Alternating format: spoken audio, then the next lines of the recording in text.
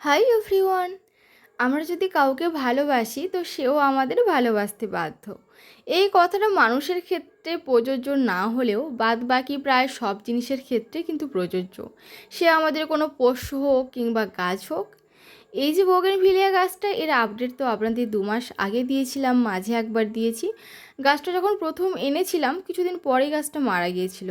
আর তারপরেই আপনাদের দেখিয়েছিলাম যে গাছটার গোড়ার থেকে প্রায় 2 মাস পর ছোট্ট একটা ডাল বেরিয়েছিল। তারপর একটা ঝড়ে, খুব বড় ঝড় না হলেও একটা ঝড়ে কিন্তু গাছটা ভেঙে যায়।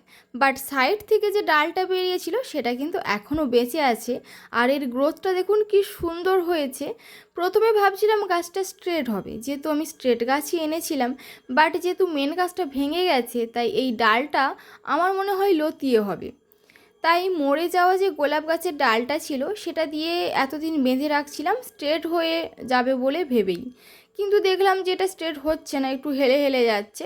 তাই এর পার্মানেন্ট ব্যবস্থা করতে হবে। তাই এই যে গ্রিলটা আছে এর সঙ্গে আমি গাছটাকে বেঁধে দেব। তাই আমি এই যে দড়িটা বাঁধা ছিল এটা খুলে নিচ্ছি। গাছের গ্রোথটা কি সুন্দর হয়েছে দেখুন, পুরো সবুজ পাতায় ভরে গেছে। আর এই ডালটা থেকে দেখুন কত নতুন নতুন ডাল বেরিয়েছে আর কত পাতা হয়েছে। যখন কোনো গাছ আমি লাগাই আর সেটা ধীরে ধীরে বাড়তে দেখি, তার কুঁড়ি আসা দেখি, সেখান থেকে ফুল প্রস্ফুটিত হতে দেখি, সেই যে আনন্দ, মানে সেটা আপনাদের আমি বলে বোঝাতে পারবো না। আমার প্রচুর প্রচুর আনন্দ হয়। আর আমি প্রত্যেকটা গাছ প্রত্যেক দিন দেখে রাখি যে কী পরিবর্তন হচ্ছে। তো গাছটা আমি যখন বাঁধছিলাম একটু প্রবলেম হচ্ছিলো, যেহেতু গাছটা হেলে যাচ্ছে। তো আমার হাজব্যান্ড বাড়িতে ছিল, ও আমাকে একটু হেল্প করে দিল বাঁধার জন্য। আর ক্যামেরাটা ওই করে দিয়েছে। তো এবার দেখার পালা যে গাছটাতে কুঁড়ি কবে আসে। তবে এটা বলবো না যে ফুলের কালারটা আমি জানি না, কারণ আমি যখন গাছটা এনেছিলাম ফুলের কালারটা দেখেছিলাম, তখন গাছটাতে ফুল হয়েছিল।